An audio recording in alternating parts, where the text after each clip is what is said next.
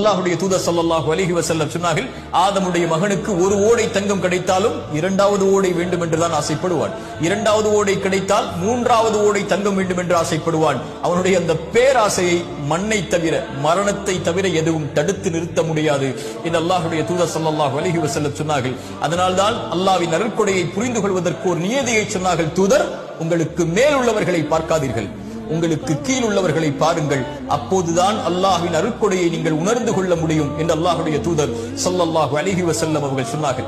அல்லாஹ்வுடைய தூதர் ஸல்லல்லாஹு அலைஹி வஸல்லம் சொன்னார்கள், அவன் வெற்றி அடைவான் யாரவன் அல்லாஹ்விற்கு கட்டுப்பட்டு, அல்லாஹ் ரப்பல் ஆலமீன் போதுமான வாழ்வாதாரத்தை அவனுக்கு கொடுத்து, அல்லாஹ் கொடுத்ததை கொண்டு குறைவுபடாமல் நிறைவோடு வாழக்கூடியவன் வெற்றி பெறுவான் என்று அல்லாஹ்வுடைய தூதர் ஸல்லல்லாஹு அலைஹி வஸல்லம் சொன்னார்கள். அல்லாஹ்வுடைய தூதர் மேலும் சொன்னார்கள், அழகிய செய்தி.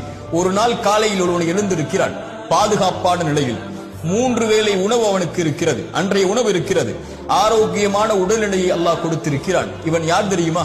3 வேளை உணவு, ஆரோக்கியம், பாதுகாப்பு, இந்த 3ம் ஒருவனுக்கு கொடுக்கப்பட்டால், அவன் அதை கொண்டு திருப்தி அடைந்து விட்டால் ஒட்டுமொத்த உலகமும் அவனுக்கு கிடைத்ததை போல் என்று அல்லாஹ்வுடைய தூதர் ஸல்லல்லாஹு அலைஹி வஸல்லம் அவர்கள் சொல்கிறார்கள்.